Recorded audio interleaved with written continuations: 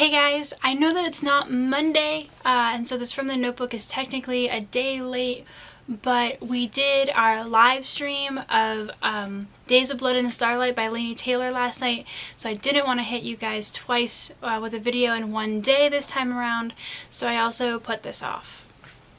I also put this off because I have been procrastinating on making this video, just like I have been procrastinating doing just about everything for a little while here, and it has to do with the title of this video and some things that I've been dealing with recently.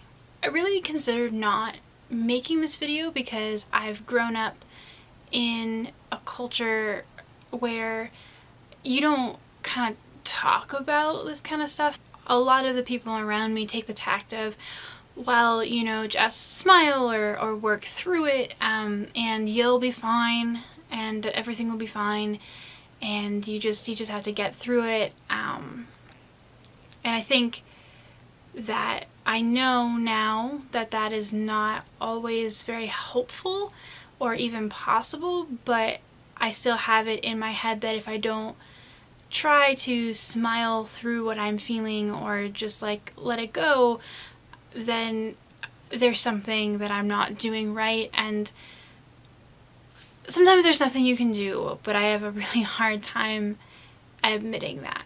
Everything that has happened since my graduation has been like this really crazy up and down ride, and I don't even know how to adequately describe it, but if you have been following some of my videos, and you might know that at one point I was talking about going to South Korea with Taylor, and I was really excited about that, but that didn't pan out.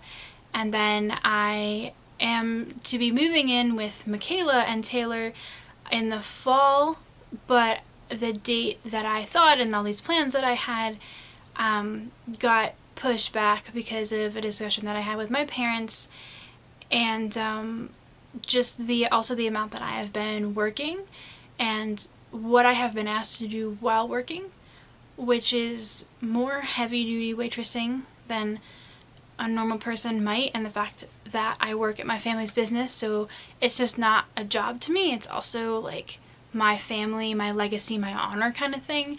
It all just piles up and it creates a lot of anxiety. The point of this video is to talk about the way that that has affected my reading, and when I start feeling the way that I have been feeling, I can't read new books. I can't watch new TV. I can't watch new movies. I don't have the mental or emotional capacity to try and figure those things out. I just don't have the energy.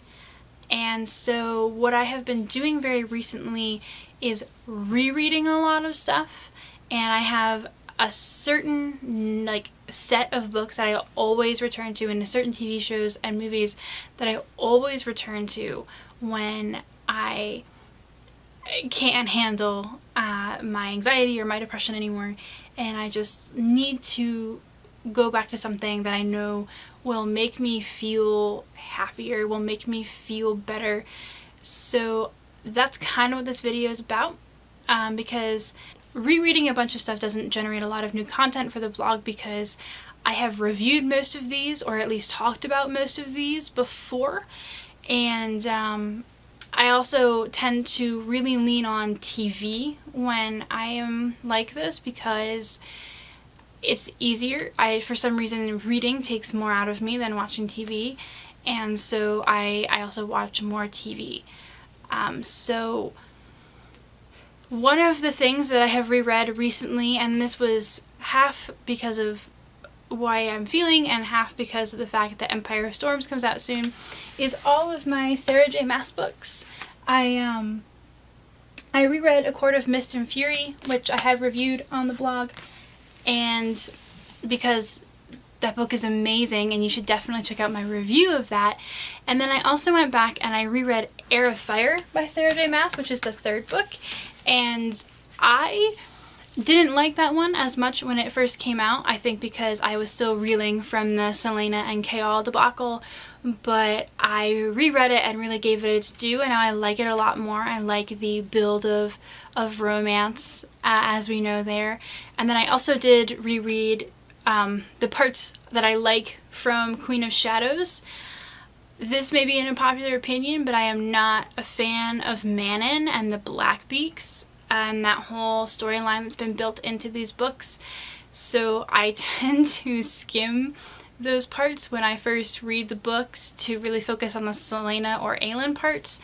And then when I reread them, I skip them entirely, which is probably not the best thing, because obviously Manon's a really important character, and it's not that I dislike her, I just really like Aelin.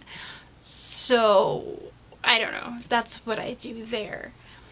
I also do a lot of rereading of Tamora Pierce, and the one that I just reread is my favorite book of hers of all time, which is Squire.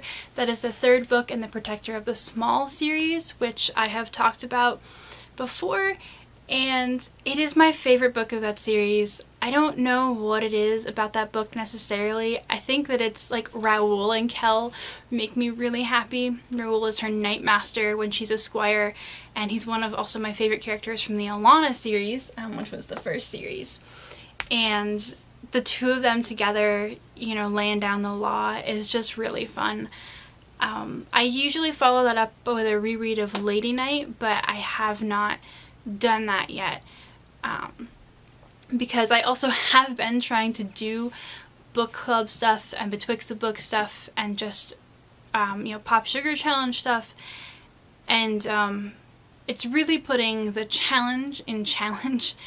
I got really lucky that it just happened to be the time when my pick for our follow-up series book came up, and as you know, I mentioned that we did the second Laini Taylor book last night. That was my pick, and I have already read those. I've read the whole trilogy, and that was rereading for me, which is really awesome because I didn't even get the whole way through the book yesterday. I just kind of flamed out. So, but I could still participate because I had already read that book, and that was really awesome.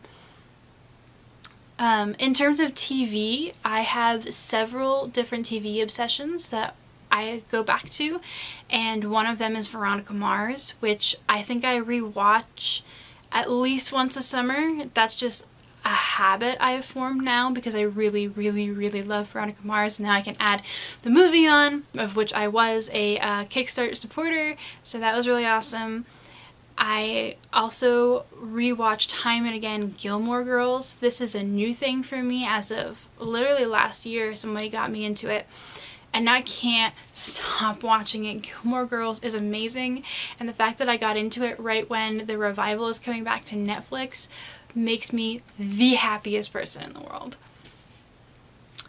The thing that I had to take a break from watching to make this video is Covert Affairs, which was a show on USA that I don't know if it was really even that popular. It got canceled after 5 seasons, which wasn't bad, but at the same time, like, I don't really know a lot of people who watched it. And it's on Amazon Prime Video, where I'm watching it right now, if you're at all interested.